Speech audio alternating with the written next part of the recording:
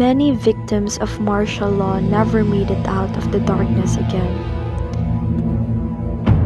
Their tales were forgotten. It was a fate worse than death for those who were able to survive to tell the tale. Huwag nating hayaang muli nila tayong diktahan at pagkaitan ng kalayaan at kaginhawaan na nararapat makamtan ng bawat isa sa atin. I, Ferdinand Marcos, the President of the Republic of the Philippines, I declare martial law.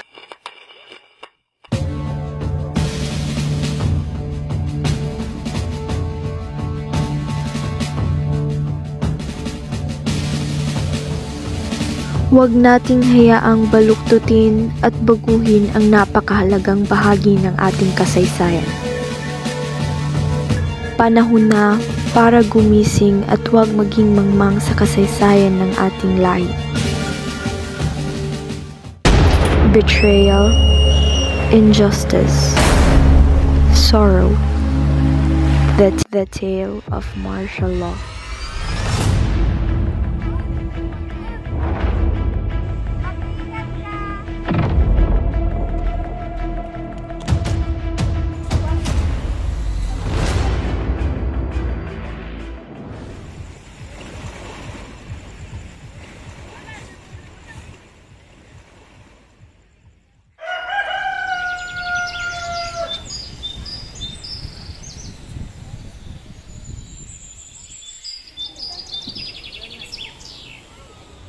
Mahal, nakapagpinsara ako ng kape. Maraming salamat, mahal, sa walang sawang pagsisigil. Ito na naman. I, Ferdinand Marcos, the President of the Republic of the Philippines, I declare martial law.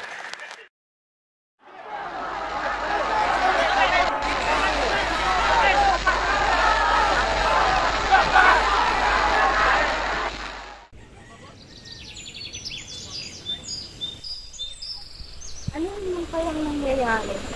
Huwag kang mag-alala, mahal. Siguraduhin ko makauwi na ako bago sumakot ng alas 6. Ingat ka sapagkat ako maghintay sa Ano sa tao?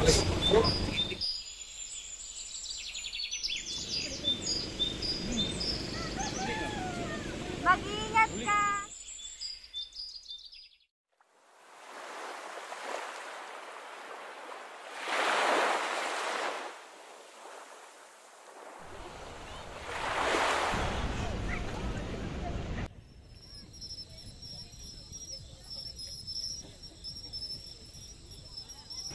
Jose, marami ka bang huli ngayon?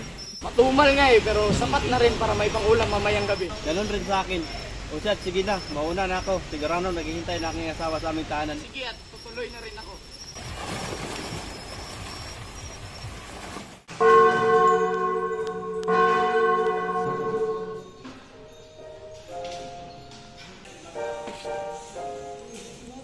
Hindi siya yung babae sila sila sila. Yung babae niyan ang nagustuhan ni General. Papayag ka bang magustuhan ni General ang babaeng katulad niya? Hindi maaari. Akin lamang si Clarito at walang makakaagaw sa kanya. Magkamatayan man kami. Kailangan na matapos ang kabalbalang ito ni Nasa. Dapat lamang. Ano ang iyong plano, Donna Catalina? Hanapan mo ako ng isang sibilyan na marunong sumunod at may lakas na loob ngayon dito. Narito na po, Doña Catalina. Mabuti naman, nais kong hanapin mo ang babaeng nangangalang Lasana Flores at tapusin mo ang kanyang buhay. Nangyayari po doon.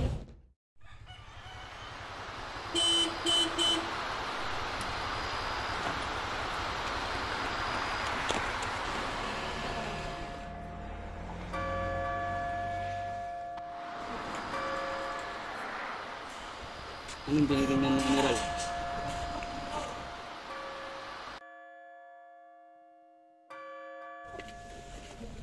Teka lang. Bakit? Ano to? Wala ko lang Anong dito. ginagawa niyo? Ano to? Iwan ko. Di akin yan. Huli niyo yan. Wag! Wag! Wag! Bitawan mo ko! Bilisan mo.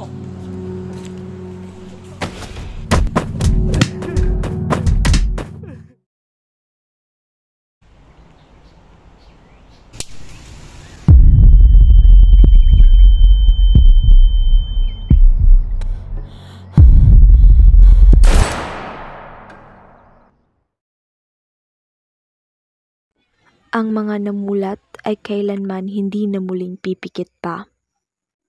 Never again, never forget.